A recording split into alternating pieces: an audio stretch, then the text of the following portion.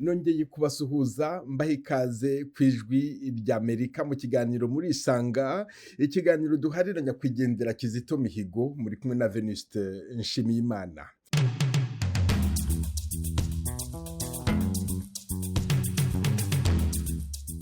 Hashize umwaka umwe Kizito Mihigo yitabye Imana, hari ku itariki ya 17 z'ukwezi kwa kabiri umwaka wa 2020, ubwo inkuru yabaga kimomo igakwira isi yose ko umuhanzi w'umukirisitu w'umunyarwanda atagihumeka.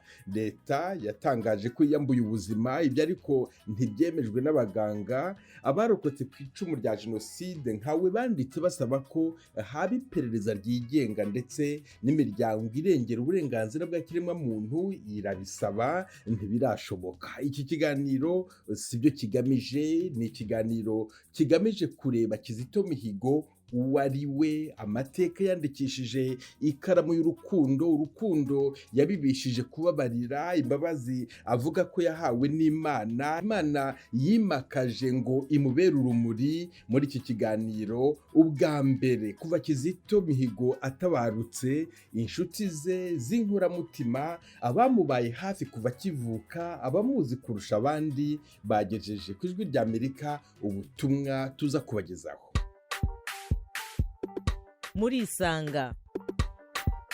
Murisanga ni ikiganiro cy'ijwi ry'Amerika kibanda ku bibazo binyuranye byo mu karere k'ibiyaga bigari bya Afurika.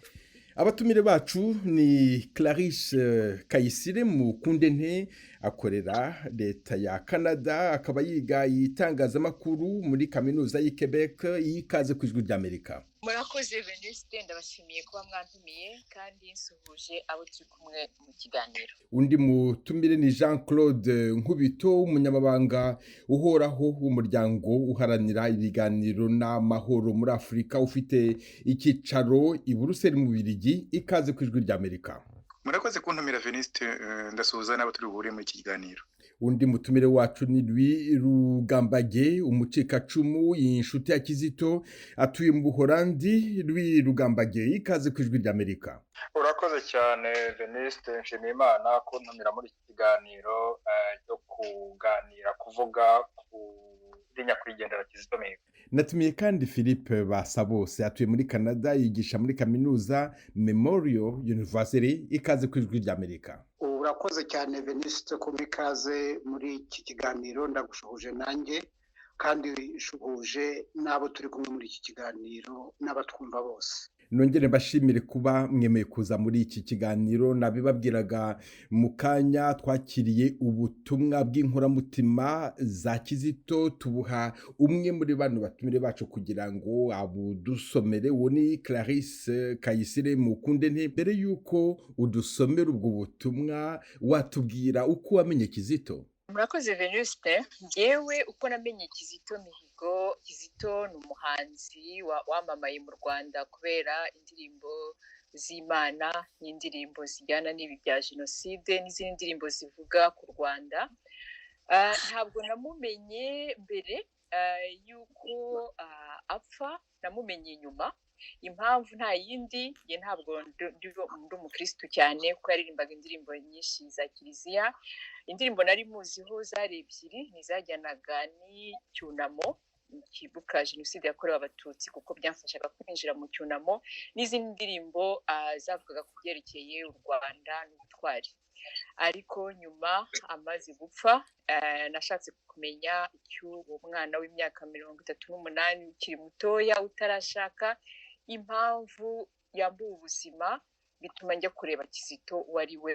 Nsanga yari afite ubutumwa bukomeye bw'abanyarwanda twese, bituma mwibonamo, mwisangamo. Niyo mpamvu Kizito namukurikiye, nkashaka kumenya ibyo byose no kumenya filozofiye yose. Nuko ukuntu namenye Kizito n'inyuma y'urupfu rwe.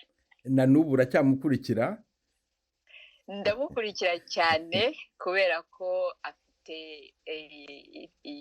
indirimbo ye, hari igitero yavuzemo ngo kuko twagira urwango tuzaba abahamya b'urukundo. Icyo gitero cyo mu ndirimbo ye nicyo nkurikiza mu buzima bwanjye, Kizito ni urugero kuri jyewe, kwa kundi abantu bavuga ngo bafite umufilozofe bakurikira, nanjye Kizito nabonye umufilozofe wanjye w'umunyarwanda, niwe nkurikira, niwe mo modeli, ariyo mpamvu nzakunda kumukurikira ubu, kandi ngira ngo nagize umuntu ngira mu buzima bwanjye, nzakurikira ubuzima bwanjye bwose. uraza kudusobanurira uko uri umuhamya w'urukundo rw'Irugambage. nawe Kizito Mihigo wamumenyeye mu ndirimbo? Kizito nanjye urebye namumenye nyuma, ariko mbere ho gato yamukunde ni uko natangiye kumukurikira cyane ubwo yafatwaga agafungwa mu 2014. mbere yaho nari naramukurikiye kubera indirimbo ye imwe, izindi sinari nzizi rwose, indirimbo yitwa Iteme. iyo ndirimbo yankoze ku mutima, kuko numvaga azanye ikintu gishya abandi banyarwanda batigeze bavugaho, batigeze baririmba cyangwa batigeze bakora babikuye ku mutima, ikintu cyo guhuza abantu b'inzego zitandukanye, abantu ibyo nita udusanduku, kuko umuco wacu umeze nk'aho ufite ukuntu dushyira mu tuntu tw'udusanduku ahantu umuntu agomba kubarirwa byanze bikunze. Kizito yarenze icyo kintu. iyo ndirimbo rero ikaba ishushanya neza uwo Kizito ari we, ikaba ishushanya neza ubutumwa bwa Kizito ku banyarwanda no ku bantu muri rusange. rero Kizito natangiye kumukurikira icyo gihe, ariko noneho aho afungiwe, ariko cyane cyane aho yiciwe, numva noneho bihindutse nk'inshingano yanjye gukurikira ubutumwa bwa Kizito no kubusangiza abandi. nawe turakugarukaho mu kanya kugira ngo udusobanurire ukuntu abantu bakwiye cyangwa se bashobora gusohoka muri utwo dusanduku. Jean Claude Nkubito utuye mu Bubiligi, Kizito yarahabaye, wowe wamumenye ute? Kizito nyine namumenye hano akihagera, kuko yahageze mu mpera mu kwa 9 mu 2002, aje ari umunyeshuri uze kwiga. Yari umuhungu mutoya ufite nk'imyaka nka 20, ariko ufite igikundiro cyane cyane ko yanaririmbaga ibintu by'ubukristo, ukabona abantu bamureba bamurangamiye. Kizito rero yaje atungura abantu, kuko ubundi Ububiligi twari tumaze imyaka ibingezemo, bwari Ububiligi bufite amatsinda abiri, Abahutu n'Abatutsi. Kizito uretse nda nko mu 2000 tukihagera nibwo wabonaga abantu umuntu yanabavuga nka Mushayidi asa nk'ugerageza kubisanza avuga ati ngomba kuvugana n'abantu bose, ariko Ububiligi bwari Ububiligi bw'amoko abiri kandi atandukanye atavugana. Kizito rero yaje afite iyo mpano yo kuririmba, afite niyo mpano n'ubukristo. Ibyo rero bikunda guhuza abantu bose uko bagira kose mu kiliziya, abantu bose bajyamo mu ndirimbo, abantu bose bararirimba. Kizito yaje ajya no mu ishuri, agiye mu ishuri ahuriramo n'abandi bana b'Abanyarwanda, nabo mu ishuri nta urobanura amashuri saa yabo n'ay'Ababiligi. Ahura na bagenzi be, akorana na bagenzi be, yigana na bagenzi be ngira mu mwaka wa mbere, ku buryo yari yageze igihe umwe muri bo nta bwoko arebye. Ariko by'umwihariko Kizito yatangiye korali nayo rero yashyiragamo abazi kuririmba, ntabwo yashyiragamo Abahutu cyangwa Abatutsi. Ikindi atangira ibitaramo mu kiliziya. Yakundaga kujya ikure, hari paruwase yari ifitwe n'umupadiri w'umunyarwanda, agatumiramo ibitaramo, abantu bakaza baje kureba ibyo ari byo.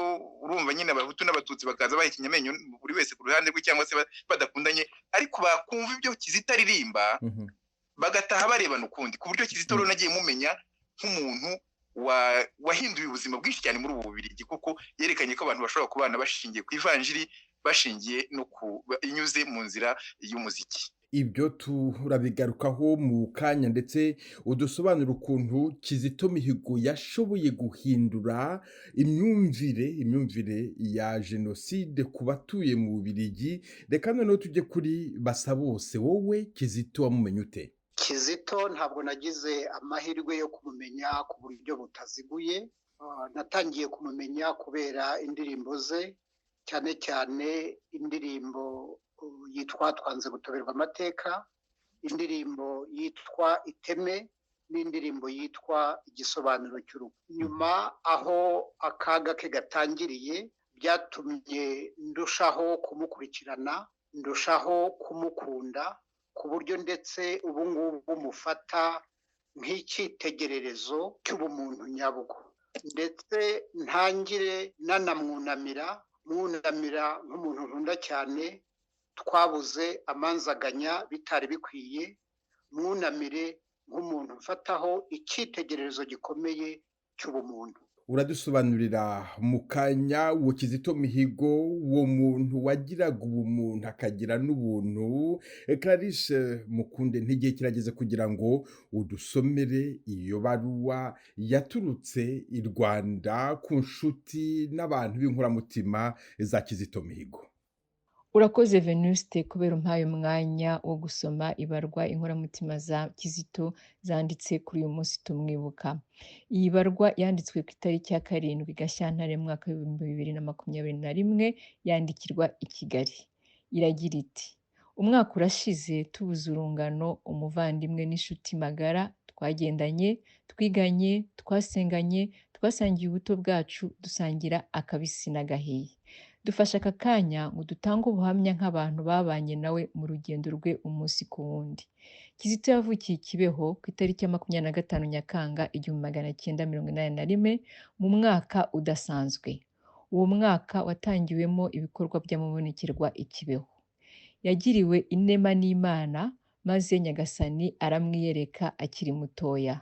Akiri uruhinja, umubyeyi we yigize kwitabira amabonekerwa, hanyuma yicariye inyuma ababonekerwa bagana aho mama we yarari, bafata uruhinja maze baramubwira bati: uyu ni Dawudi mutoya.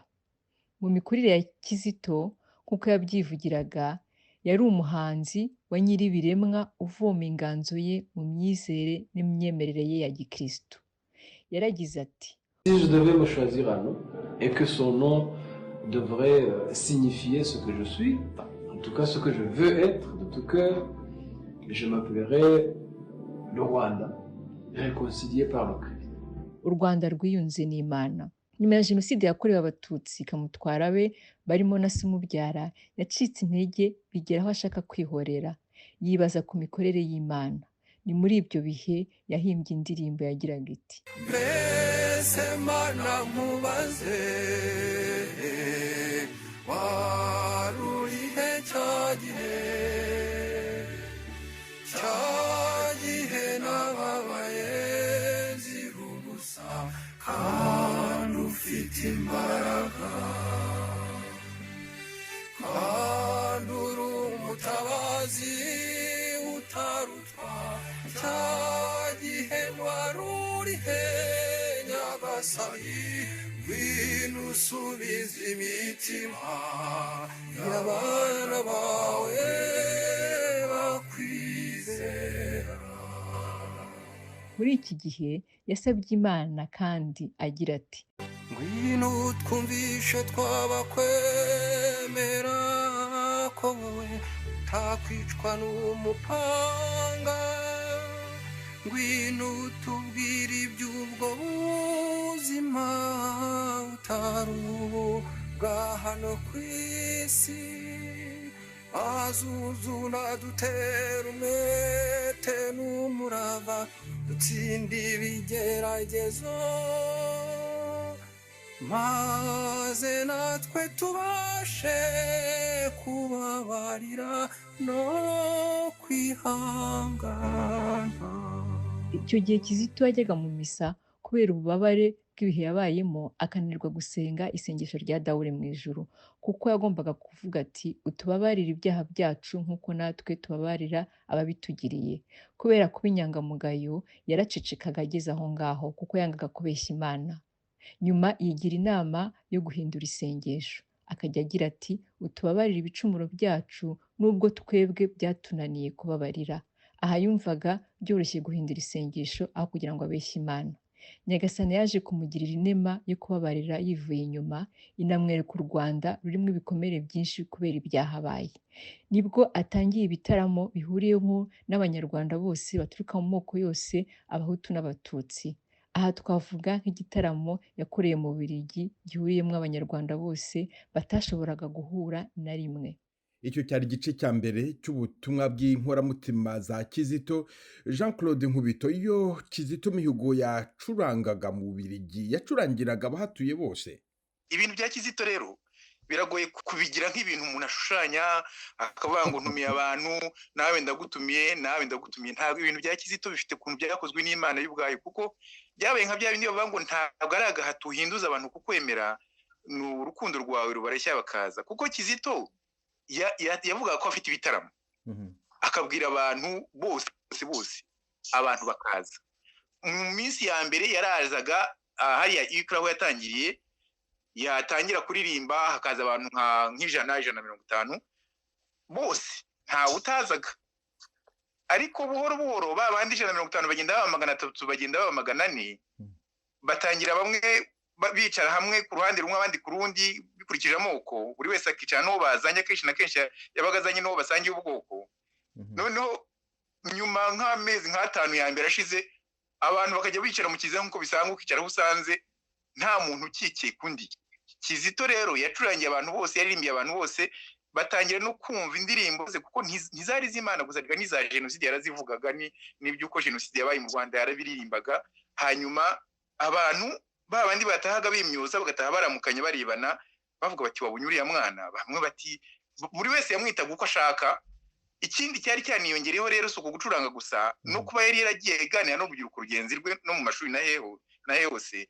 Ababyeyi bari batangiye baza ari nka myaka 40 kujyana hejuru, hagiye hazamo n'urubyiruko rw'imyaka 20, 22, 18, rwo rudafite amateka ahagije y'u Rwanda, narwo rutangira gukurikira za ndirimbo za Kizito. Nibwo muzabona nk'ubu ngubu abantu bakomeye kuri Kizito ni urubyiruko rungana nawe, yari yaragize urungano rwinshi rumukunda kandi rwumvikana nawe, atari bya bintu byo gusangira akayoga cyangwa kurara babyina, ahubwo bashingiye kuri ubwo buryo Kizito yumvagamo ubuzima, abantu bose basangiye urukundo rwa kivandimwe n'ubukristo bushingiye ku buvandimwe. Louis Rugambage, mu kanya batubwiraga ukuntu Kizito yashoboye kuvana bamwe mu byo wise udusanduku babagamo. Watubwira ukuntu Kizito yashoboye gufungura amaso n'imitima by'abamukurikira? Kizito nigeze kuvuga ku ndirimbo Iteme. Iyo ndirimbo nk'uko nabivuze niyo yatumye menya Kizito, niyo yatumye mwitaho. Iteme nk'uko tubizi, iteme rihuza impande ebyiri, kenshi riba rinyura nko hejuru y'umugezi cyangwa hejuru y'ikindi kintu gitandukanya abantu. Kizito nicyo kintu yakoze, nk'uko Jean Claude yabisobanuraga mu kanya. Ibyo ni byo mu Bubiligi, ariko no mu Rwanda bamuvuga ukundi, mu Bukristo bamuvuga ukundi. Abantu bose ikintu bahurizaho, abamumenye nk'uko nabivuze, nge ntabwo nagize amahirwe yo kumumenya nk'umuntu ku wundi, ariko abamumenye ikintu cyose bahurizaho nuko Kizito yarenze ikibazo gikomeye cyane kitwugarije ku myaka miremire cy'ubwoko hagati y'Abahutu n'Abatutsi. Bigera ku rwego naho atangiye kugirirwa nabi, naho yiciwe, ariko noneho no mu bihangano bye yagiye ashaka guhuza izo mpande zombi, yagiye yanga gushyirwaho etikete y'uko ari iki n'iki, ahubwo agashaka ikintu gihuza abantu bose, ikintu kizana urukundo mu bantu bose. Iyo urebye mu bihangano bye byose kugeza uyu munsi, hari n'abamukritika, ariko sindumva umuntu na rimwe ukritika Kizito yuko yabogamye cyangwa yuko yemeye kujya muri utwo tuntu nitwo dusanduku. Aranabizira, kuko iyo ni imyemerere yanjye ku giti cyanjye, undi nawe ashobora kubyemera uko ashaka. Nemera ko Kizito yazize ubutumwa bwe bwo guhuza abantu, kandi hari abandi badashaka yuko abantu bahura kubera impamvu zabo. Indirimbo yitwa Igisobanuro cy'urupfu yavuzweho cyane, ariko nkurikira cyane we ibikorwa bye mu gitabo cye yanditse ari mu buroko, akajya yiyaranja akagisohora, agasohora ubwo butumwa abantu bakandika hanze. Yagarutse kuri ubwo butumwa cyane, ari nacyo cyatumye abantu benshi bashaka kumukurikira, bashaka kumwumva. Uravuga uti Kizito yarigishije abantu baramwumva. Reka dufate ingiro duhereye kubo tuvugana, ndetse mpere kuri wowe. Nkawe uravuga uti Kizito naramumenye, menya indirimbo ze, menya Iteme, menya Igisobanuro cy'urupfu. None ni iki cyahindutse mu buzima bwawe uhereye ku nyigisho wabonye ku byamubayeho no ku murage we? ikintu gikomeye cyahindutse muri jyewe navuga ko ku giti cyanjye nari narakoze urugendo rurerure, urugendo bamwe babyita ubwiyunge, uretse ko jye atari nako mbibona kuko abiyunga ni abahemukiranye, ariko hari ikintu kimeze nk'urwikekwe kitubamo, nanjye cyambagamo cyane, cyo kutegera uwundi ukumva ufite umerewe neza iyo uri kumwe n'uwo musangiye amateka. Ariko kuva kuri Kizito naravuze ntese uriya mwana we yabigenje ate? Ni muto cyane kuri jyewe, nta kintu kindi duhuriyeho uretse wenda kuba twarize mu ishuri rimwe, ariko yahaje narahavuye cyane sinigeze mumenya. Ariko ndavuga nti niba uriya mwana ashobora kubirenga, ashobora kurenga icyo kintu akava mu gasanduku ke akajya hejuru yako, abantu bakamusanga aho hejuru, bakashobora kunga ubumwe, nanjye ibyo bintu birashoboka. Ariko naje gusanga atari jye jyenyine wagize icyo gitekerezo. Ni ukuvuga ngo urwo rwikekwe rwagiye rugabanuka mu bantu, rwangabanutsemo jyewe ku giti cyanjye, nshobora kwegera undi muntu. Iyo rero umaze kwicarana n'umuntu wundi wibazaga ko mudahuje, usanga burya ibibazo ni bimwe, ubwoba ni bumwe, gushaka ibyo dushaka mu buzima ni bimwe, twese dushaka kubaho, twese dushaka kunezerwa, twese dushaka ikinezeza imiryango yacu. Noneho bigatuma utekereza ukibaza utese harya cya gihe cyose twapfaga iki? Uko niko Kizito jye niko kamaro gakomere yangiriye, kandi nibaza ko atari jye jyenyine, mbisangiye n'abandi benshi. urakoze Louis Rugambage. Mukomeje kumva ijwi ry'Amerika, turaganira ku muhanzi w'umunyarwanda Kizito Mihigo umaze umwaka yitabye Imana. Ndi kumwe na Clarisse Kayisire, Mukundente Jean Claude Nkubito, Louis Rugambage na Philipo Basabose. Bwana Basabose, wowe Kizito Mihigo umwibukira kuki? Kizito ukuntu mwibuka nk'uko nabivuze, natangiye kumumenya kubera indirimbo ze, ariko ntangira gufungura amaso cyane no kumukurikira atangiye inzira y'umusaraba, irangije ubuzima bwe. Ikintu cyane cyambabaje ku rupfu rwe ni ukuba yarapfuye yishwe urw'agashinyaguro, kandi ari umuntu waranzwe no kwigisha no gukora icyiza. Gufata Kizito nk'icyitegererezo cy'ubumuntu nyabwo, icyo nakwita le modèle parfait de l'humanisme, si uko ariwe référence intellectuelle nabonye. Mfite abandi benshi mvomamo ibitekerezo bamurenze kure muri iyo nzira, ariko mufata nk'icyitegererezo kubera inzira ze mu buzima n'ibisubizo yagiye aha ibibazo by'ubuzima yagiye ahura nabyo. Kizito kuva ari muto cyane yagize byinshi bimwambura icyizere mu buzima no mu bantu, cyane cyane jenoside yakorewe Abatutsi. Byari bihagije kugira ngo abone ubuzima, cyane cyane ubuzima bwo mu Rwanda, nk'ishyamba ry'inyamaswa mbi. Nyamara ibi yarabirenze, ashaka kubona ubuzima nk'ikintu gifite agaciro karuta agaciro kose, kandi ubuzima bwa buri muntu agerageza kubwubaha nk'ubwe ndetse kurenza ubwe. Muri iyo nzira niho yakoze ibyo yakoze byose. Nubwo intego yihaye zisaba umuhamagaro w'Imana, bamwe kuzumva no kuzemera no kuzishyira mu bikorwa zikatugora, nemera ko byatubera intango nk'Abanyarwanda twashingiraho, bitanatugeza ku kwirirwa duhoberana cyangwa duhoberanywa n'abaduhemukiye ku nyungu ntazi, ariko tukagira iby'ibanze bituma buri munyarwanda yumva ko ubuzima bwe budafite agaciro, butaryoshye kurusha ubwundi. Mu byo yakoze, mu byo yigishije, Kizito yaduhaye icyerekezo gituma tutabaye abapfu, twakuramo byinshi byadukiza nk'Abanyarwanda. Akanya nikadukundira ndaza kugaruka ku byo we yasize yivugiye yanditse mu gitabo cye. Murakoze.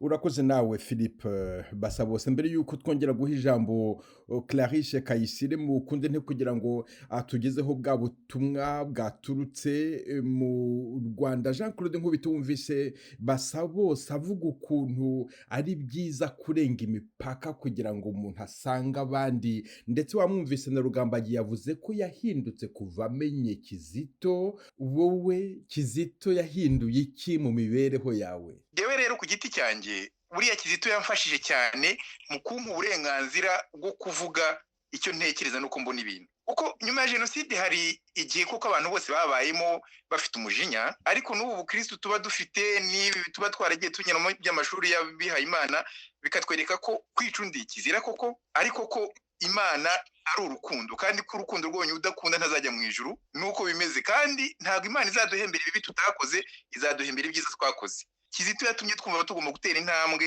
nanjye ubwanjye gutera intambwe yo gukora icyiza kugira ngo ngikore n'abandi. Kizito rero we yaratinyutse avuga ko yababariye. Hari benshi muri twubona babarescape baba bafite imbabazi mu mutima wabo ariko badashobora kuzisohora kubera ubwoba. Kizito ntabwo ari umuntu, Kizito ni ishuri, Kizito ni filozofi, ni uburyo bwo kubaho, ni umusemburo wagiye mu barescape benshi babitega amatwi kugira ngo batinyuke kubwira abantu ko kubaho ari ukubana. Ibyo rero njye mbona Kizito yarabimfashije kuko bituma nibura umuntu yisanzura, yaduhaye ubwisanzure mu buryo bwacu bwo kubona no kubana n'abandi kivandimwe. Uragira uti Kizito yahinduye abarokotse, abarescape barahinduka, barababarira, abatari bo bose baramwumvise barahinduka aho mu Bubiligi. Umva Kizito hano mu Bubiligi cyo nakubwira cyo, Kizito yahinduye abantu benshi cyane, arababohora, gutinyana bivaho, kandi yari umwana muto w'imyaka mike, ariko yatumye n'abantu bajyaga batinya abandi babasanga, ku buryo mu mbabare mbivuga uko bimeze kuko nta Kizito yarapfuye, reka tumuvuge ko yabayeho.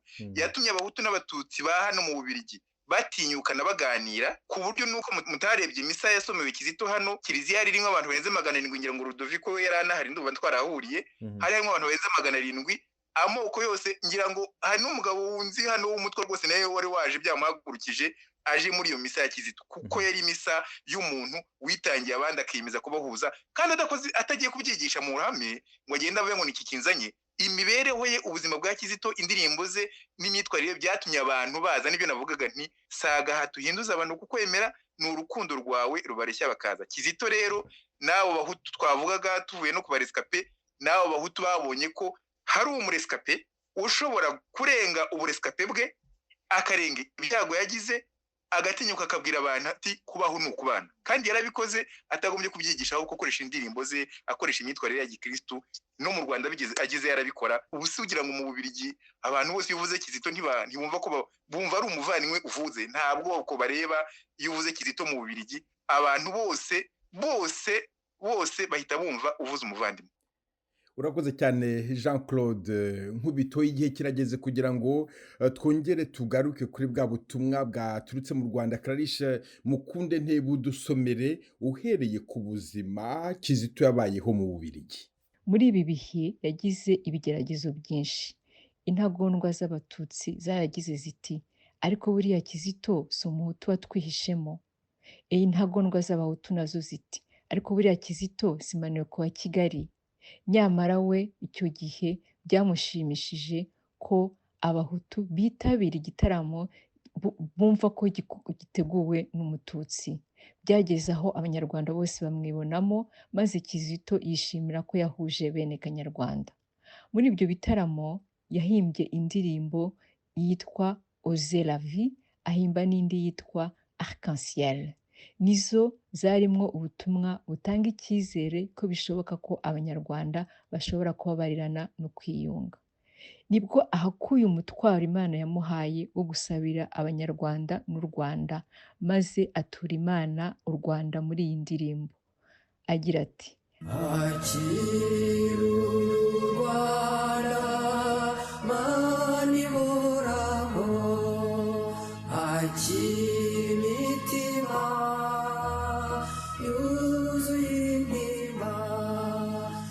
Akirize imfubyi n'abapfakazi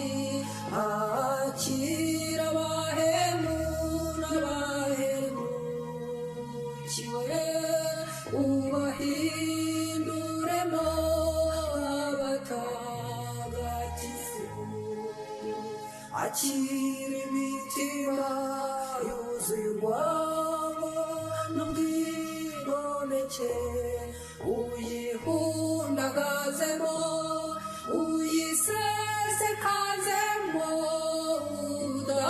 udahemuka twese utwiyegereze udutagatifuze tukubera abana kandi twemere utubera isoko y'urukundo. Muri iyo minsi nibwo yaminuje yerekana inyungu afite muri uwo muhamagaro ahisemo abinyujije mu nganzo ye aho yagize ati dore jyewe siyibana na rwa rwango nari natewe n'amanjwe y'iyi si wowe ubwawe waraje urabihanagura kugira ngo nkunde nokoke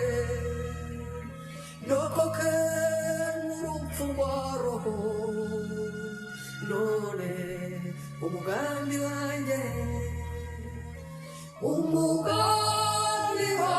mana ni amahoro kwamamaza ku isi hose. Muri ibyo bihe Kizito yatangiye kwegera inkoramutima ze arazibwira ati mfite ubutumwa kandi ubutumwa buruta intumwa ngiye kubwitangira igisabwa cyose nzagitanga. Ahagana mu mwaka w'2010 yiyemeje kuba igitambo n'umurongo ngenderwaho kugira ngo ubumwe n'ubwiyunge nyakuri bw'Abanyarwanda bugerweho, aho yakoresheje amagambo ya Papa Francisco mu ndirimbo ye yitwa Iteme, aho yagize ati nzaba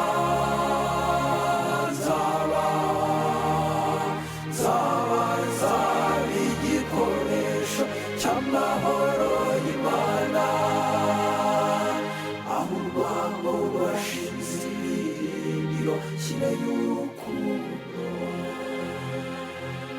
ahari ubugome n'akababaro kire y'imbabazi zawe, aho amakosa n'ibinyoma byateye amatako nzajyana y'ukuri, ahatuye abantu bashidikanya nzahamya kwera, akababaro kanjye kazababyarira iseko iseko itera urumbesa, mbese mu ntaramutse adapfa yakugera amatemana umutegereje. Urakoze cyane Clarisse Kayisire mukunde nte. Icyo ni igice cya kabiri cy'ubutumwa bwoherejwe n'inkoramutima za Kizito ziri mu Rwanda. Rwirugambage, iyo urebye usanga Kizito Mihigo yarashoboye guhuza Abanyarwanda kurusha abandi babigerageje mbere. Ibyo ndabyemeza cyane, ndabyemeza, kandi ntabwo ari jyewe jyenyine. Ubuzima bwa Kizito burivugira. Twagize abantu benshi twise intwari, ariko kugeza uyu munsi wa none mu gihugu cyacu nta muntu n'umwe twari twagahuriraho. Usanga abatutsi bafite intwari yabo, abahutu bafite iyabo, abanyenduga bafite iyabo, abakiga bafite iyabo, abavuye hanze bafite iyabo, abavuga noneho diviziyo zabaye nyinshi ku buryo tutakimenya ibyo kwemera n'ibyo kutemera. Kizito niwe muntu wenyine washoboye guhuza abantu b'imihanda yose bakemeranywa ko uwo muntu. Ikinyuranyo cyabaye n'abandi bose ni uko Kizito ntabwo yigishije, ntabwo yakoresheje amagambo gusa, yakoresheje ubuzima bwe. Ubuzima bwe ni urugero. Kuva ari mutoya ntabwo yigeze yihisha, ntacyo ahisha. Ubuzima bwe bwose buri ahagaragara, buri wese ashobora kubureberaho. Yari umuntu yagiraga intege nke mu bintu bimwe na bimwe, nabyo ntiyigeze abihisha, akabyerekana, bigatuma abantu noneho bashobora no kumwizera. Aho atangiye kubera na ziriya gahunda ze zo kuririmba zatumaga abantu bamukurikira ari benshi, ziriya gahunda ze zo kwemera Imana, yabikoresheje gusa mu rwego rwo guhuza abantu. yabikoresheje gusa mu rwego rwo kwigisha kubabarirana, rwo kwigisha ku bana, aho yaririmbye yuko ndi umunyarwanda ibanzirizwa na ndi umuntu. Buriya ni ubutumwa bukomeye cyane yaduhaga, kutubwira ko tutagomba kwishimira kuba sinzi ijambo ryiza ryo mu kinyarwanda, tugomba kwishimira kuba inclusive, kwakira uwundi kuruta kuvuga ngo jyewe n'abo duhuye turi abangaba, noneho dushobora kugirana ubusabane n'abandi ariko turi akagurupe, turi agasanduku ukwako. We yabaye inclusive, uje amusanga wese, ariko noneho ntiyanategereje umusanga, yasanze abandi akava muri ka gasanduku umuco wacu, sosiyete yacu idushyiramo, akakavamo akemera agatukwa, akemera Jean Claude yavuze urugendo rwe mu Bubiligi, akemera akavugwaho ibi byose, ariko agasanga uwundi. Ni ukuvuga ngo yakoze the extra mile, yakoze iyo ntambwe yindi abandi bose batigeze bashobora gukora. Gusanga uwundi ni urugero rwa generosite, ni urugero rwo gutanga. Kenshi avoma mu nyigisho z'ubukristo zari zaramucengeye kugera mu mutima.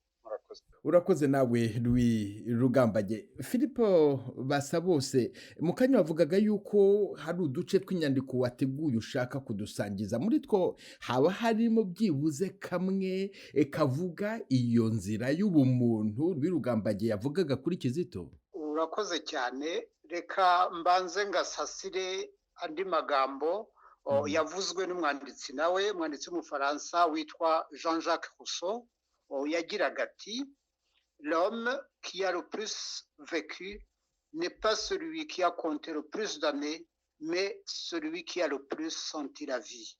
Bishyize mu kinyarwanda ni ukuvuga ngo umuntu wabayeho kurusha abandi si uwabayeho imyaka myinshi kurusha abandi, ni uwumvise ubuzima kurusha abandi. Ibi bituma mvuga nti Kizito azabaho imyaka irenga 1000 gusumbya abamwishe.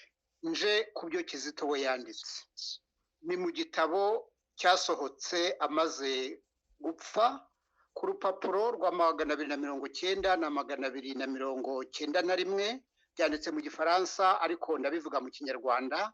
Agira ati noneho ubwo navumbuye ibanga ry'umunezero wanjye, harageze ngo nkoreshe iyo ndangagaciro ikomeye mu buzima bwa muntu, indangagaciro y'uburenganzira bwo kwisanzura mu bitekerezo, kugira ngo mpanike mvuge ukuri kuruta ukundi kuri kose, nubwo bibabaje kuba ukuri gupfukiranwa ku isi yose, ariko cyane cyane mu Rwanda rw'uyu munsi.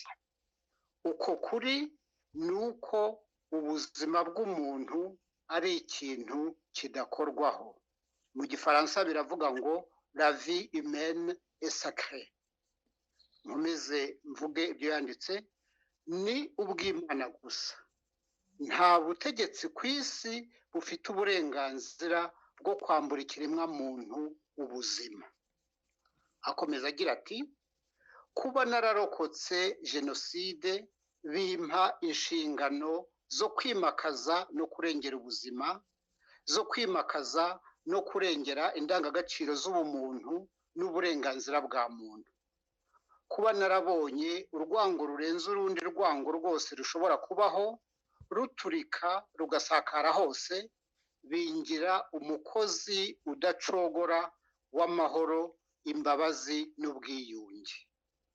Arangiza icyo gika cy'urupapuro rwa 291 agira ati amahano aruta ayandi mu gihugu cyacu uyu munsi ni ukuba ubutegetsi buriho budahwema guhonyora ubuzima bwabo buvuga ko bwarokoye.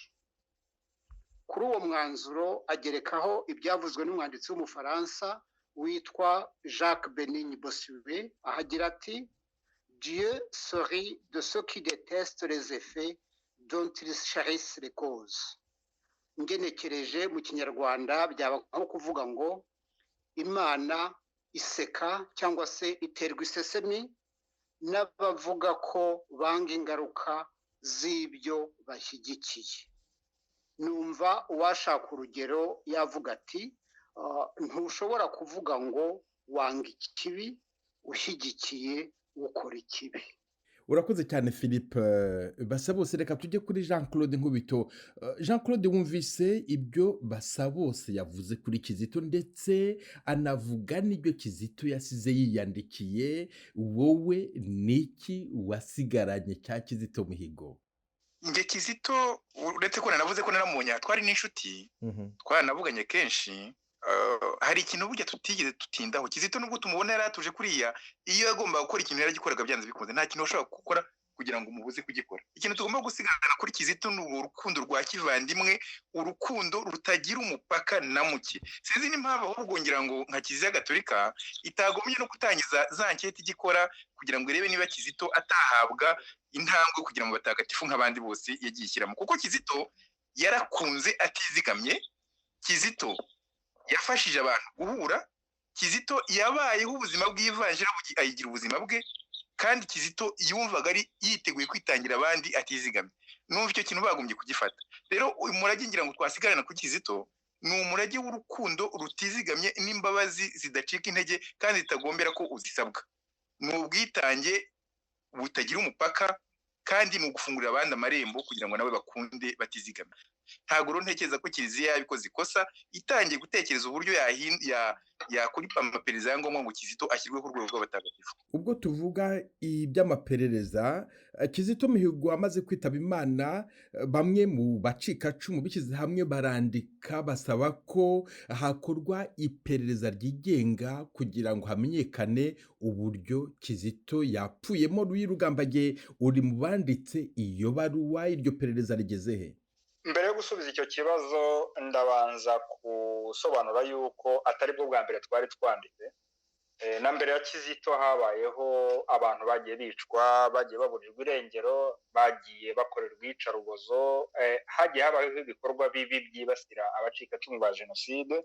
Ariko nyuma y'urupfu rwa Kizito nk'uko bivuze, twanditse ibaruwa, kandi noneho ntabwo nk'uko byari bisanzwe twajyaga twandikira ubutegetsi bw'u Rwanda, tukandikira perezida wa repubulika, aho kudusubiza bakatuteza abandi bantu bakorera ubutegetsi bari mu nzego z'ubutegetsi, kudutuka, kutwandagaza. Nta gisubizo twigeze tubona. Niyo mpamvu mu ibaruwa yo mu kwezi kwa munani mu 2020 nibwo twiyemeje noneho kurenga urwego rw'u Rwanda, kubera yuko twasanze nta gisubizo tukibona kuri urwo ruhande.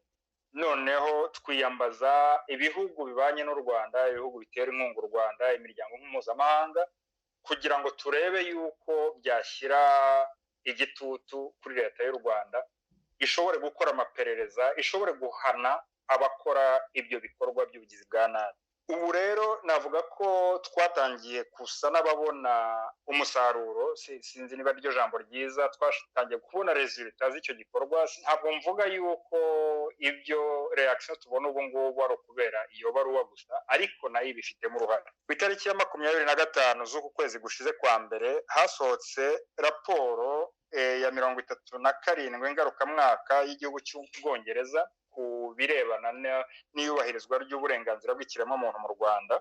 Iyo raporo ikaba isaba u Rwanda mu magambo ataziguye gutangira amaperereza ku bikorwa by'ubwicanyi budakurikije amategeko, ibyo bita extrajudicial killing, ubwicanyi bukorerwa mu mabohero, muri za prison, iyicarubozo, iburirwa ry'irengero ry'abantu n'ibindi bikorwa bibangamira ikiremwamuntu. Mu magambo ataziguye, umunsi ukurikiye ku itariki ya 26 z'ukwezi kwa mbere hasohotse indi raporo y'igihugu cya Leta Zunze Ubumwe za Amerika ku bijyanye n'ikiremwamuntu mu Rwanda. Wagira ngo bari batumanyeho n'Abongereza, kuko basubiyemo basaba mu magambo atanyura ku ruhande leta y'u Rwanda gukora iperereza, gukora amaperereza no guhana abakora ibyo bikorwa by'urukozasoni. Icyaje kuntangaza ubundi ntari narigeze mbona mbere, nuko ubundi iyo leta y'u Rwanda yasabwaga gukora amaperereza yasabwaga guhana abakora ibikorwa nk'ibyo ngibyo. Reaction yabo yabaga kuvuga yuko bayirenganya kubera yuko ifite imyitwarire igomba kugira, kubera yuko iri mu bihe bidasanzwe nka leta y'igihugu cyanyuze mu itsembabwoko. Ariko nibutse yuko abo twasabiraga muri ayo mabaruwa yacu ni abarokotse iryo tsembabwoko bicwaga. Leta y'u Rwanda rero mu ijwi rya Minisitiri Businge wa Minisiteri y'Ubutabera yemeye kubahiriza inama yagiriwe n'ibyo bihugu mu kubahiriza uburenganzira bwa muntu. Nibwo bwa mbere mu mateka. Ibyo bintu byampaye icyizere, ariko kandi nkanatekereza nti nzabibara mbibonye, nzabibara ari uko mbonye batangiye kubishyira mu bikorwa. Ntabwo rero ariko byagenze, nubwo ku itariki ya 9 z'uku kwezi turimo hasohotse indi raporo y'inteko ishinga amategeko y'umuryango wunze ubumwe w'Uburayi, Union Européenne, nayo isubiramo raporo z'Ubwongereza na Leta Zunze Ubumwe za Amerika basaba mu magambo adaciye ku ruhande u Rwanda kubahiriza uburenganzira bwa muntu, gukora amaperereza ku bikorwa by'ubwicanyi n'ibindi bikorwa bibangamira uburenganzira bwa muntu, bagahana ababikora. Ku buryo wizera ko ejo cyangwa ejo bundi iperereza ku rupfu rwa Kizito ryazakorwa? Ntacyo nshaka kwizera, haracyari kare cyane ko nshobora kuba nibeshya, nshaka kwibaza igituma leta y'u Rwanda noneho yagize iyo reaction navuga iri positive ishimishije. Muzi ko u Rwanda nirwo rugomba kwakira inama y'umuryango wa Commonwealth mu kwezi kwa gatandatu, inama yitwa CHOGM, inama y'abakuru b'ibihugu. Ku giti cyanjye nibaza yuko bashaka kugusha neza abo Bongereza, babatera inkunga kugira ngo bazashobore kwakira iyo nama ibafitiye akamaro mu nzego nyinshi, mu rwego diplomatique, mu rwego financier, mu nzego nyinshi. Ariko mfite impungenge y'ikizakurikira iyo nama nirangira. Cyakora kuba umukuru w'igihugu cy'u Rwanda ari uzafata president, ari uzaba umukuru w'uwo muryango mu mwaka uzakurikira, bishobora gutanga icyizere cy'uko u Rwanda rushobora kwemera kumva inama rugirwa n'ibyo bihugu by'amahanga. Louis Rugambagenda gushimiye cyane. Reka muri kano kanya dusubire kuri Clarisse Kayisire Mukundente adusomere igice cya 3 cy'ubutumwa bw'inkoramutima za Kizito Mihigo bwaturutse mu Rwanda. Clarisse Kayisire yaje gushinga umuryango KMP kugira ngo awunyuzemo ubutumwa yari afite. Akora ibikorwa bitandukanye birimo ibiganiro kuri radio televiziyo rwandaise. Atangiriza club z'ubumwe n'ubwiyunge mu mashuri, atangira no gukorera mu magereza n'ahandi. Indirimbo ze zaganishaga ku kubabarira, gusaba imbabazi, urukundo, ubumuntu, ubumwe n'ubwiyunge nyakuri. Muri izo ndirimbo yaje gusohora indirimbo Igisobanuro cy'urupfu, ifite ubutumwa budatandukanye namba n'ubwo yari asanzwe atanga bujyanye no kwiyunga k'u Rwanda n'Imana. Muri iyo ndirimbo hari aho yagize ati: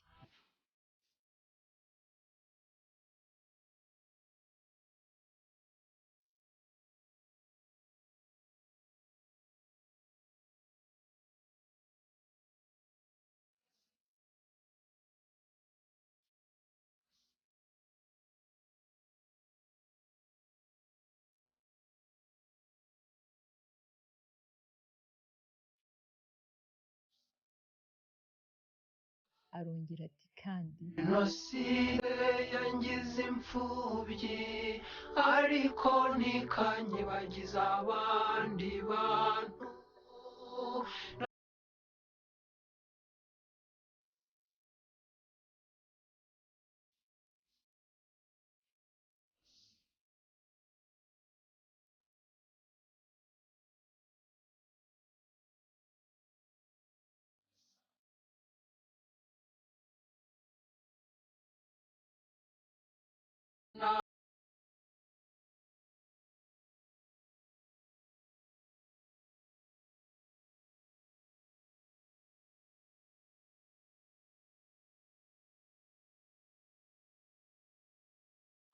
aya magambo yakuye mu murongo wayo wo kwemera Imana nyabyo, akoresha n'abanyapolitike batitaye ko imyemerere ari uburenganzira gatozi umuntu yemererwa n'amategeko yaba mpuzamahanga cyangwa ikindi gihugu.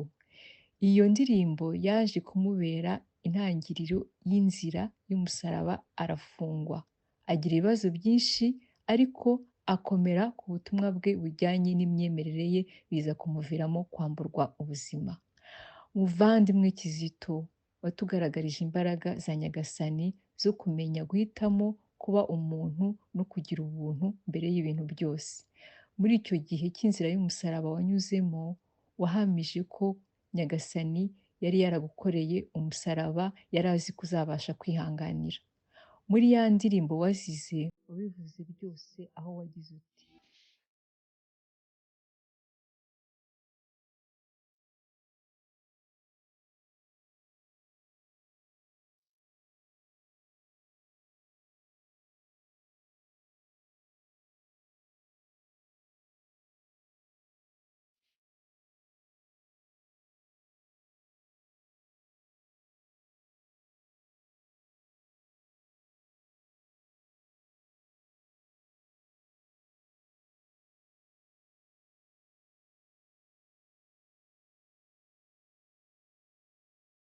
abenshi muri twe twarakubonaga bikatubabaza kuko twari dufite ubwoba.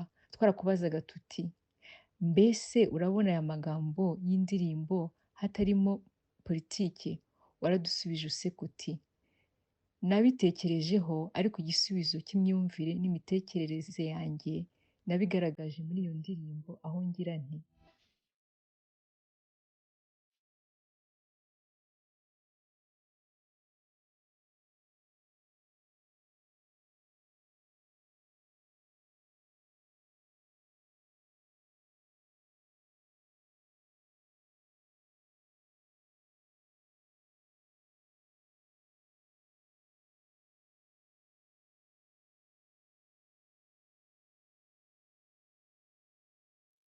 itotezwa, kwitwa umwanzi w'igihugu, guhabwa akato, ntibyamukuye mu busabane n'Imana ye no gukomeza ibikorwa bye byo guhanga indirimbo z'ubutumwa bwe. Mu gihe abandi bababazwaga n'inzara y'umusaraba yari arimo, we yariho ashima Imana mu ndirimbo ye nshya, aho yagize ati: singiza Imana Munyarwanda. Muvandimwe Kizito, numa y'Imana, uterwa n'agahinda ko kutakubona muri twebwe, ariko cyane cyane iyo twibutse inzira wanyuzemo kugeza wambuwe ubuzima. Turahamya tudashidikanya ko urupfu rwawe rwatumye abenshi basobanukirwa ubutumwa bwawe, kuko wazize urugomo rutiswe jenoside, ariko urupfu rwawe rwashenguye imitima y'abagifite umutima wa kimuntu. Akamaro k'umuntu ntikareberwa ku myaka yamaze ku isi, ahubwo kareberwa ku buremere bw'ibikorwa byiza yakoze mu gihe yayibayeho. Wakuye benshi mu icuraburindi, uba urumuri mu mwijima, usiga umurage utabasha kwibagirana mu mateka y'urwakubyaye na Kiliziya ingoma ibihumbi. ubwo bwari ubutumwa bw'inkoramutima za Kizito ziri mu Rwanda, ubutumwa butangajwe bwa mbere kuva Kizito yitabye Imana. Dore hashize umwaka. Nagira ngo mbabaze mwebwe batumire b'Ijwi ry'Amerika uko mwakiriye ubu butumwa. Ndahera kuri wowe Philippe Basabose. ubwo butumwa nabukunze cyane, nibwo butumwa nanjye natanga iyo nsabwa kugira ubutumwa ntanga. Ikindi mbongereho ibintu bibiri: mfite ikintu nsaba, mfite n'icyo nifuza. ndababwira nti nta bindi biriyo dukeneye, ibyo dufite, ibyo tubana nabyo birahagije. ndifuriza Kizito Mihigo iruhuko ridashira mu ijuru yakoreye, kandi ndarangiza nkomeza abe baba abo mu muryango n'abandi bose bamukunda kandi bababajwe n'iyicwa rye. Mbwire Kizito niba aho ari anyumva nti ndagukunda kandi nzahora ngukunda, nzahora namamaza ubuntu bwawe. Mbwire abatwumva bose nti ibi niteguye kubyangirwa hagize ushaka kubinyangira kandi niteguye kubizira niba hari ushaka kubinziza. Jean Claude Nkubito, umwanya ni uwawe. Ubutumwa nabwishimiye kuko bwavuze Kizito nabibonye namenye twabaye inshuti, bwavuze Kizito ure mu buzima bushya kandi adakoresha imbaraga nyinshi cyane, akoresheje ukwemera k'umutima we. Kizito yarapfuye ariko numva afite umwenda Kizito kuvuga ngo Kizito we waharaniye amahoro, uharanira ihumure, ukunda abanyarwanda kandi bakunda utizigamye. Ni ukuri aho uri bazakugira umutagatifu, ariko nanjye nkwijeje ko nzakora ibyo nshoboye byose mu buzima bwanjye kugira ngo singire uwo mpemukira nkana, kandi mparanire amahoro, ihumure n'umutuzo n'urukundo mu banyarwanda, kuko utabikoze ntabwo uri uwa Kizito ubura uwundi. Kandi niyemeje gufata umurongo, ibyo yatwigishije ntacyo nabihinduraho, ni ukuri nta n'ibisa nabyo, ntacyo narenzaho. Murakoze. Twumve noneho Louis Rugambage uko yakiriye ubutumwa bw'inkoramutima za Kizito. Ubutumwa buturutse mu Rwanda mwakiriye neza cyane, ariko ntabwo buntunguye. Nibwo butumwa nari niteguye, kuko nta kindi uwo ari we wese yavuga kuri Kizito. Kubera iki? Kubera ko Kizito ubutumwa bwe ntabwo ari ubw'abanyarwanda gusa, ubutumwa bwe ntabwo ari ubw'abakristo gusa, ubutumwa bwe ntabwo ari ubw'abacitse ku icumu, ubutumwa bwe ni universel. Ni ubutumwa bw'urukundo, ni ubutumwa bw'amahoro, ku buryo nta bundi buryo, nta kindi kintu naniteguye cyo kumuvuga, kuko n'abamunenga ntabwo bajya muri fond, ntabwo bajya bashobora kumunenga bahereye ku bikorwa bye, bahereye ku buzima bwe, barashakisha ku ruhande. Nanjye rero nkaba mfite icyo nshaka gusaba abantu, abanyarwanda bagenzi banjye ndetse n'abandi bantu bamenye Kizito. Yewe ntandukanya na basa bose, usaba leta, usaba abayobozi b'igihugu guha Kizito amahoro. Yewe urwo rwego nararurenze, nta kintu ngitegereje ku batoteje Kizito, ahubwo ndasaba abakunda Kizito guhaguruka, ndasaba abakunda Kizito babyemera kuva mu bwihisho, kuva munsi y'ibitanda, bakatinyuka kwamamaza ubwo butumwa, bagatinyuka kureba mu maso abarenganya abandi, kuko nicyo Kizito yarwaniye, nicyo yaharaniye.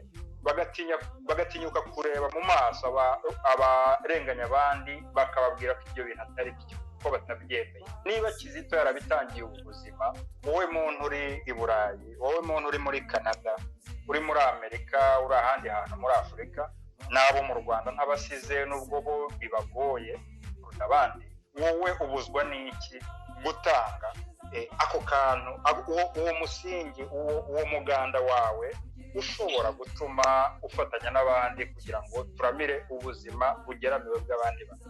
Uwitwa Musenyeri Desmond Tutu niwe wavuze ati, iyo inzovu ikandagiye ku murizo w'imbeba, wowe ugahagarara ukararama ukareba hirya ukavuga yuko uri neutre, ibyo bitakureba, ati ubwo ngubwo uba wamaze gufata uruhande, uba wamaze gufata uruhande rw'inzovu. Natwe rero ni uko guceceka ntabwo bikiri option, iyo risks ntayo dufite. Dukeneye kuzamura ijwi ryacu, dukeneye gukora ibikorwa bishoboka byose kugira ngo tugabanye imibabaro y'abantu, kugira ngo turwanye akarengane gakorerwa abantu bagenzi bacu. Ikiganiro twari twabateguriye kuri uyu munsi ni hano kirangiriye. Clarisse Kayisire Mukunde, ntimwijambo rimwe gusa Kizito wamwita nde? Mu ijambo rimwe Kizito namwita impano. Kizito ni impano Imana yahaye u Rwanda. Kizito namwita ihumure. Kizito mwita iteme. Urakoze cyane. Turangirize kuri basa bose, nawe atubwire Kizito mu ijambo rimwe. Kizito mwita umunyabuntu nyabwo, le vrai humaniste. Urakoze cyane, kandi nongere mbashimire kuba mwitabiriye kino kiganiro cyo kwibuka umwaka Kizito Mihigo amaze yitabye Imana. Namwe mwese muri ku migabane yose y'isi mwumva ijwi ry'Amerika, ndabashimiye kandi mbifurije gukomeza kugira umunsi mwiza. Mwari kumwe na Venuste Nshimiyimana.